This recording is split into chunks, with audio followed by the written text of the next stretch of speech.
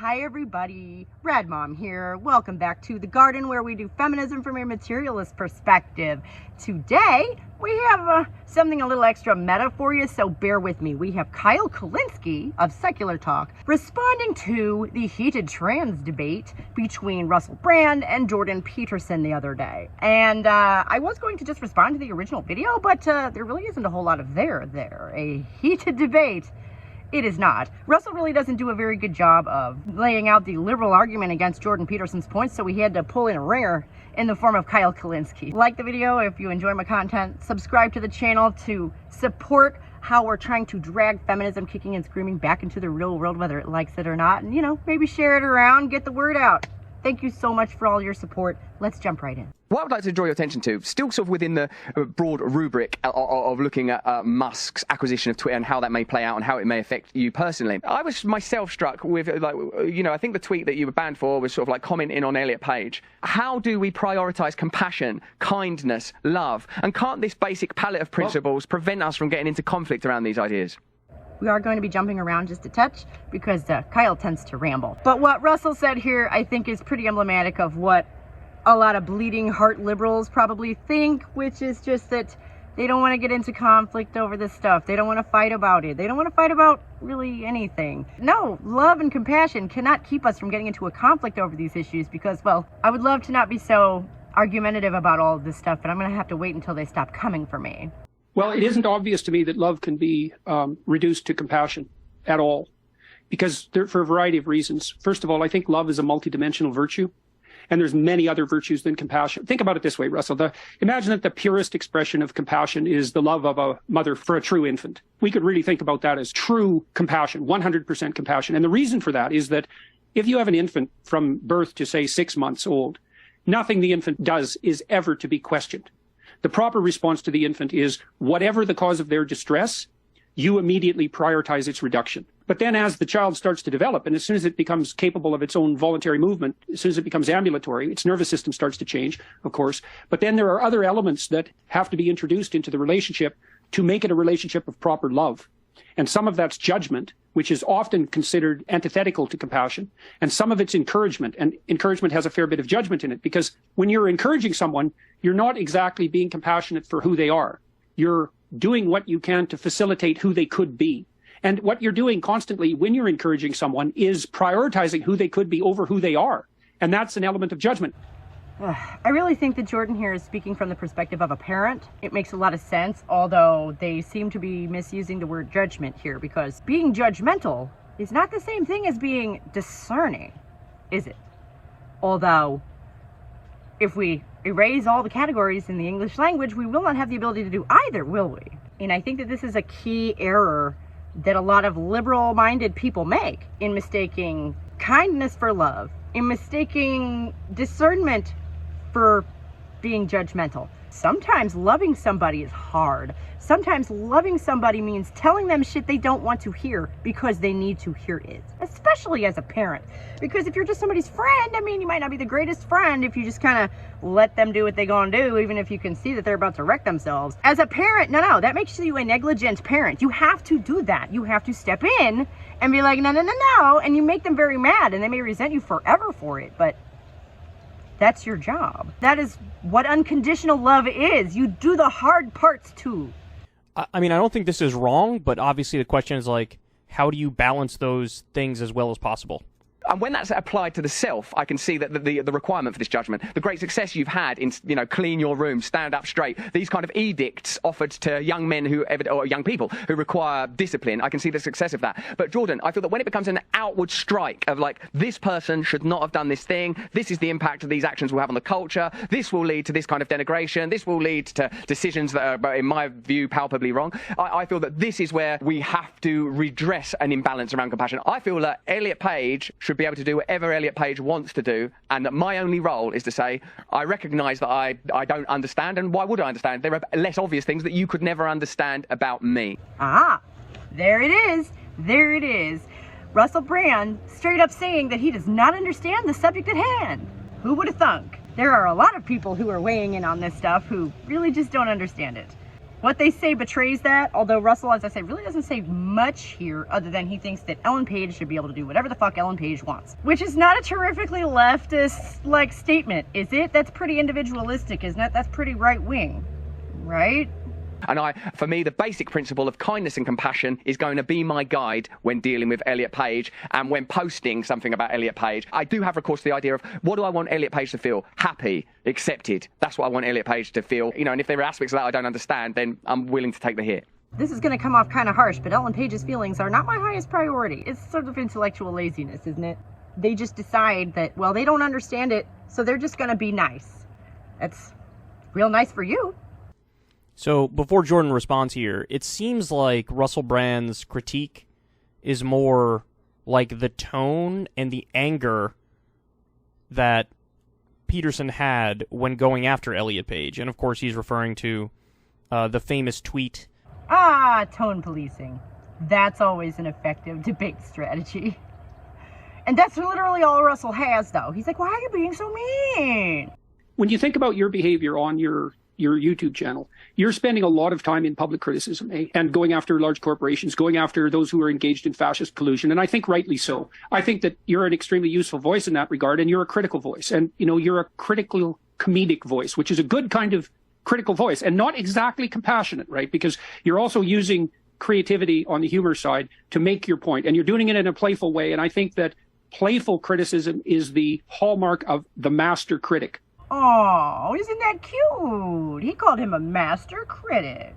My first inclination is to just love this, how they're so peacefully going back and forth. They're restating each other's points before thoughtfully responding. It's how productive debate is done. On the other hand, it's sort of creepy how these two guys can just kiss each other's asses when, essentially debating, women's rights. In an academic sort of way. It has shades of history about it, doesn't it? But that's not compassion, right? That's a different virtue. And often it's very, very pointed. You do act as a social critic in many, many ways, and you do leave in it with comedy, and I think that's extraordinarily appropriate. It's part of what's given you such a broad voice. And that criticism is absolutely necessary. Now let's speak about Elliot Page more specifically. So the first thing I'd like to bring up is the fact that in the UK, the Tavistock Clinic was recently closed. And that was the biggest clinic doing gender transformation surgery that operated in the British world. 1,000 of the 19,000 kids have now launched a lawsuit for medical malpractice. And when Elliot Page went online and showed off his or her new chest, she or he got 1.7 million Instagram likes. So then the question is, okay, compassion.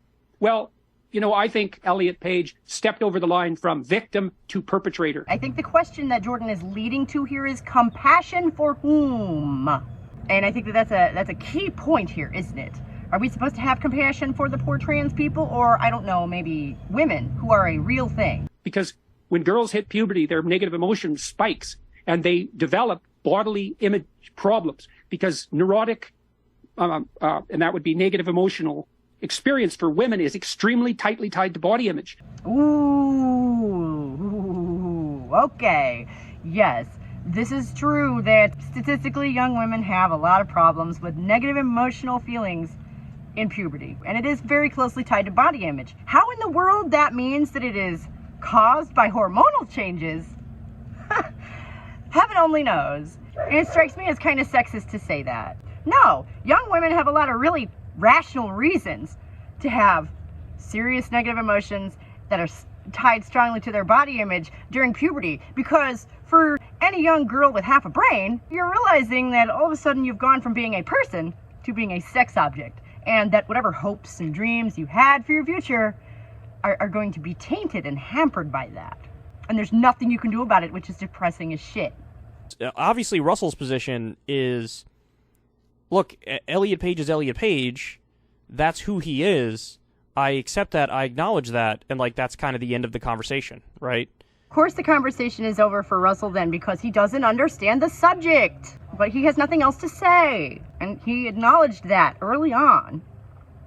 Not sure what your confusion is there, Kyle. This is the part where he goes on to make the comparison to homosexuality. We'll just go ahead and let him say it, and then rip it apart. Jordan Peterson's position seems to be, you can't, if you're trans, that's okay, maybe, right? not 100% sure he believes that, but let's just give him the benefit of the doubt and say he believes that. But, like, you can't be so publicly visible, you can't be a celebrity, you can't be a role model, because then you're confusing young people. That seems a little absurd, because think back to, I'm sure the first time that homosexuality became prominent, there were similar criticisms that were like, hey, like, why are you pushing this stuff on my kids, man? And it's like, are they really doing that? Or are they just being themselves in public? And are you interpreting that as, like, what?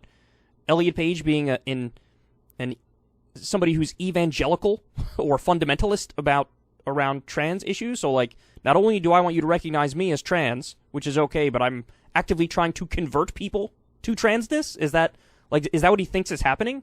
If that is what he thinks is happening, I can see why. Yeah.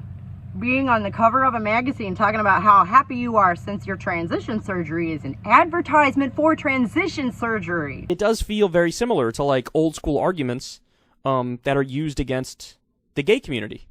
And, you know, it was like we slowly but surely gained ground on that front. But it seems on trans issues we're still way back in time. This comparison seems very obvious to make. The problem being that you can't turn someone gay. You're either gay or you're not. Now, trans, on the other hand, is something that is a social contagion. It's not a real thing. No one is born in the wrong body. No one magically has a male brain and a female body. Your brain is part of your body. You have a sex and you have a personality. And the personalities overlap in this Big Venn diagram. You know, there are all kinds of masculine women and feminine men. But that doesn't change their sex, and gender is ephemeral. You can convince someone they are trans, especially a young person who feels like there's something terribly wrong with them, because that's just kind of the underlying angst of puberty, isn't it? A terrible feeling that there might be something wrong with you. I think we all went through that. Now they call that dysphoria. I think that dysphoria is actually a really normal part of adolescence, and that pathologizing it is a terrible idea. All right, so let's see what Brand responds with. What makes you angry about it? It's your analysis and it's your opinion that it's a powerful influencer and it's going to lead people to make decisions that are going to be detrimental to their lives. But the evident and palpable anger, I feel, diminishes your position because now anger is in the conversation. I think you offer a great deal that is... Okay, but again, I don't even agree with Russell Brand here, because he's making it's a tone argument. It's like, why are you so angry and vitriolic when you talk about that issue? And my disagreement is not in tone. He could have whatever tone he wants. My disagreement is more of a substantive disagreement. That fundamentally, Elliot Page did nothing wrong, right? Like that's my point. Are we convinced that there's going to be, hundreds, thousands, tens of thousands, millions who are going to see Elliot Page on the cover of a magazine and say, now I'm confused about my gender, and I will actively get a surgery and transition, and then, I'll regret it later on because I was duped by a picture of Elliot Page in a magazine. That all seems so far-fetched to me. Super far-fetched. You think that's far-fetched, do you? There have been books written on this subject. There have been scientific papers written on this subject. Rapid onset gender dysphoria is a thing, especially among young women. Do I want to make sure that if somebody is trans, that they speak to experts in the field and basically make sure they have gender dysphoria before any action is taken? Of course I want that. As far as talking to experts, well, we hope that the experts are acting ethically, don't we? But again, evidence suggests otherwise. But do I think Elliot Page is promoting people to do this simply by being on a magazine cover or in a magazine? No, I don't. I don't think that. You don't think Ellen Page is promoting this just by being on the cover of a magazine talking about it? You left that part out. You left out how she was bragging about how much better she feels now. And as far as gender dysphoria, let's see, what's that again? Feeling discomfort with the role expected of you in society. What young woman doesn't? We all went through that. Because no one wants to be a sex object. This awful thing now where it's like, instead of just telling us from the very beginning that we're not going to get that, they act like sexism is over. Feminism is done. We can all go get a job in our own apartment now, so it's over. It's done. Institutionally, they have tried to do away with it, but socially, Go and find yourself a sausage fest and try and join the crowd and see how that works. I think it's just a trans person existing in the same way that maybe the first time... Who was the first, like, publicly gay celebrity that was on a magazine cover? I don't know. But, like, I think if anything, what's likely to happen is people just start accepting... Over time, they'll start accepting more. And it might actually have the effect of people who are trans are just... They feel not alone.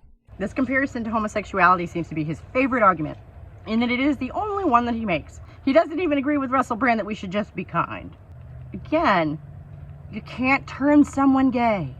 If someone should believe that they are gay and it turns out later that they're not, for some reason, having acted on those feelings is not irreversible. Like, you can't go back in time and undo whatever encounters you engaged in, but moving forward, you can go on to have other types of relationships without that being a direct hindrance. The way that if someone feels that they were born in the wrong body and then they eventually grow out of that feeling, if they've done anything surgically or chemically to themselves, it's going to affect materially their relationships for the rest of their lives. So even if you could somehow convince someone who is not gay that they were, what effect does that have overall on their body? Like, none, really.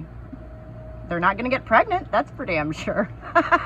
No one's going to convince you that you're homosexual if you're not, but somebody might convince you that you're trans, that there's, that you're in the wrong body if you are just feeling so disconnected from your body. That does sound like a pretty good explanation if you don't know any better, speaking from experience. So it might make them feel better in a sense. Validated if they're actually trans, right? Validating their delusions is a problem, Kyle. That's bad. Making them feel better temporarily doesn't solve whatever mental and emotional problems they are struggling with. It puts a Band-Aid on the wound and lets it fester underneath. Again, speaking from experience.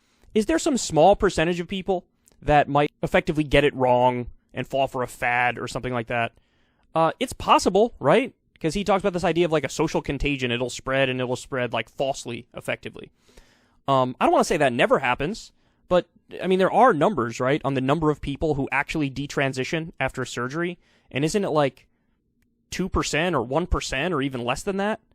3% is the number that I found, but I have also found documents talking about how these rates are going up, and they really don't know how high. It feels to me right now almost like there's a new detransitioner popping up on YouTube or Twitter every day. It feels like that is just an exponential spike. I don't expect anyone to have any accurate numbers on that because it's just impossible to measure at the moment. Somebody gets to the point where they're doing a surgery, the overwhelming majority of the time, they are super convinced they're doing the right thing, and they're trying to identify with how they feel. So, anyway, all right, let's listen to the rest of it. Valuable and necessary, but I feel beyond the value and necessity of honesty, authenticity, and information that is underwritten by data and experience, I feel that it creates more opposition to approach a matter like this in the manner that you have done. What are we going to anchor ourselves to ultimately, Jordan, navigating this space? Are we going to be participants in creating more and more ossified and oppositional camps, or are we going to create cartilage between us so that we can move between a room that Jordan Peterson is in and a room that Elliot Page is in? I have no desire to move into the room where Elliot Page is. I've been there, I've done that. I bought real estate there, and it's a dangerous place to be. I believe in love, and I know it's complicated. I think you're beautiful and full of love. I really believe in that. And then when I sort of hear people being dismissive of you, it upsets me. It upsets me, and I see how you arm them. I feel that you arm them by sort of, in their language, dead naming Elliot Page. And I feel like why would you do that? It isn't necessary. Why would you arm your critics by using words they don't like? Well, mainly because they keep coming up with new words they don't like. Mainly because everything is transphobic, isn't it? Mainly because calling something what it is the whole point here. Because inclusive language is dangerous. Because calling a woman a man is deceptive and inaccurate. I could come up with probably a dozen reasons. It isn't necessary. Of course, it's the statistics you've cited about the Tavistock Clinic. Okay. Look, I think the reason he does that... Oh, so no comment about Tavistock, Kyle? They shut the clinic down entirely, and the fact that 1,000 patients have formed a class action suit against them for negligence? Nothing? No comment there? Even Russell Brand, who is stuck on kindness, had something to say. Kyle has nothing. He just lets it fly by like it never happened. When I asked him, should adults be allowed to transition? He said, I don't know. That's what he said. And I'm going to show you the video in a little bit, but that's what he said. So, the reason why he does that, Russell, is because at best, he's not sure transness should even exist. He's not sure, like, the surgeries, the hormone treatment, the puberty blockers, whatever. He's not sure any of that stuff should exist. Well, I'm sure transness does not exist. No one is born in the wrong body. What kind of magical thinking is that? Again, we're not even going to touch on the whole gender versus sex thing here because we're just taking it as it is. It's not a thing. You're just working so hard lately to obscure any kind of avenues we might have for thinking critically about all of this, even up to and including taking our words away. Consequently, from there being no transness, no, the surgeries should not exist. The hormones should not be given. The puberty blockers should certainly not be given. No, I'm sure, Kyle, you're so off base here, man. And you also clearly have not done the research on this topic. Worst case scenario, it's because he actually definitely doesn't think it should exist. You understand what I'm saying? So he's like, well, why would you use that tone? Why would you say that thing? Why would you dead name him? And that's the answer. The answer is because he doesn't know if this thing should exist or thinks it shouldn't exist. And he's convinced that this is going to lead to a social contagion where kids wrongly, change their gender, and it's going to hurt them, so I'm trying to stop them from hurting themselves. He's convinced of that because it's true. As weird as it feels to agree with Jordan Peterson on anything, it's like saying the sky is blue. It is a social contagion. It is harming kids. We've seen it. I could send you half a dozen examples of young women who bitterly regret this crap. But that wouldn't be enough, I know. How many do you need? How many destroyed bodies and lives would you need to see before you would begin to question this narrative that you have so helpfully laid out for us today? How many confused young people need to be turned into cash cows and taken advantage of and destroyed? That's his mindset. Now, look, this conversation would be a lot easier to have, though, if everybody was just more upfront with what they actually believe. So it's like, I feel like we're having a conversation around the conversation here. Does that make sense? Like, I want Russell Brand needs to state exactly what his position is on trans issues. My guess is his position is, if you want to do it, go ahead. It's fine. I love you. It's cool. Like, you're just recognizing who you are more clearly. More power to you, right? Like, I think that's what Russell Brand's position is. I think he's reading a little too much into Russell's presentation here. I think Russell Brand already stated his position on this topic, which is that he doesn't understand it, so he's not going to comment further. He said that at the beginning. But I do agree with Kyle here. Jordan Peterson could do better to just come out and say, no, I don't agree with any of this. I think that Russell Brand doesn't come out and say that he just straight up agrees with it because he doesn't know. Because he doesn't know. Because he doesn't want to hurt anyone's feelings. So he just doesn't take a position at all. And Jordan Peterson's position is, I'm not sure this thing should even really exist. Maybe it should, maybe it shouldn't. I don't know, as he told me when I asked if adults should transition, right? Or Jordan comes out and says, I don't think it should exist. And that, I think, is at the heart of the disagreement here, right?